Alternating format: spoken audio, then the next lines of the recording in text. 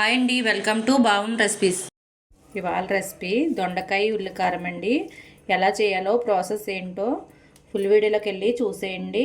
దొండకాయ ఉల్లికారం ఎప్పుడైనా ట్రై చేశారా? ట్రై చేయకపోతే ఒకసారి ట్రై చేయండి. చాలా అంటే చాలా బాగుంటుందండి. దొండకాయ ఇష్టపడిన వారు కూడా ఈ కర్రీ చేసి పెడితే ఇష్టంగా తింటారు. ఆయిల్ వేడైన తర్వాత శనగపప్పు, మినపప్పు, జీలకర్ర వేసుకోవాలండి. శనగపప్పు, మినపప్పు కలర్ మారే వరకు వేయించుకోవాలి. పప్పులు ఇలా కలర్ మారిన తర్వాత మీడియం సైజ్ ఉల్లిపాయలు 2 కట్ చేసుకుని వేసుకోవాలండి. అలాగే 5 ఉల్లిపాయ రెబ్బలు కూడా వేసుకోవాలి.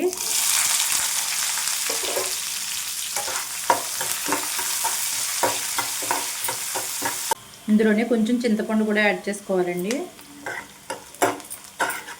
ఉల్లిపాయలు ఇలా వేగితే సరిపోద్దండి. ఇప్పుడు ఒక ప్లేట్లోకి తీసుకుందాం.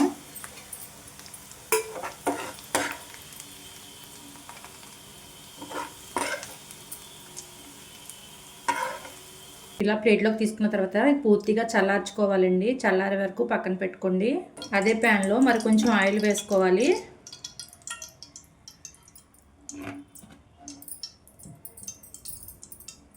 ఆవాలు, జీలకర్ర వేసుకోవాలండి.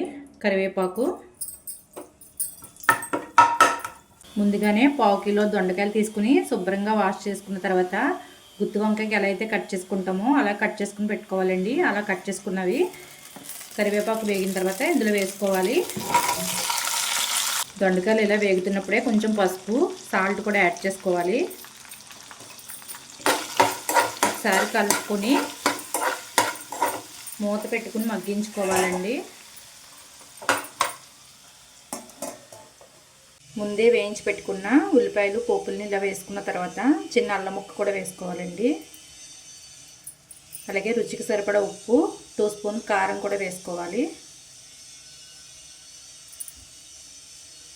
ఇది మెత్తగా పేస్ట్ చేసుకోవాలండి. ఇలా మెత్తగా గ్రైండర్ చేసుకోవాలండి. దొండకాయలు ఇంకా కొంచెం మెత్తబడే వరకు వేయించుకోవాలి.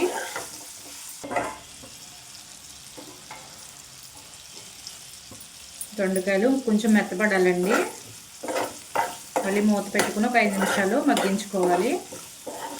ఇలా వేగితే సరిపోతుంది. ఇప్పుడు ముందే చేసి పెట్టుకున్న ఉల్లికారాన్ని యాడ్ చేసుకోవాలి.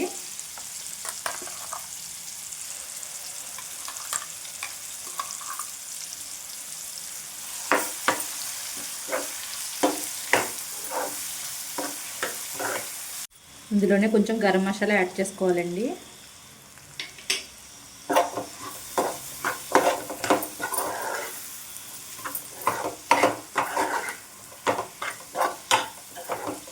కొంచెం వాటర్ వేసుకుని దగ్గరగా ఉడికించుకోవాలి.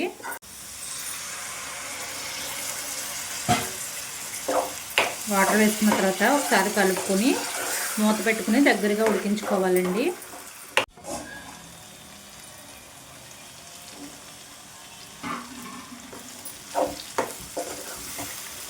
ఇలా దగ్గరగా అయితే సరిపోద్దండి.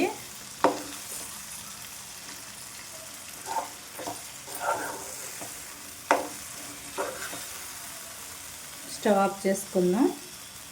రెడీ అయిపోయిందండి దొండకాయ ఉల్లికారం. మీరు కూడా ఈ ప్రాసెస్లో ఒకసారి ట్రై చేయండి. చాలా అంటే చాలా బాగుంటుందండి. ఈ వీడియో కనుక నచ్చితే లైక్ చేయండి, షేర్ చేయండి. మరిన్ని రెసిపీస్ కోసం సబ్స్క్రైబ్ చేయండి.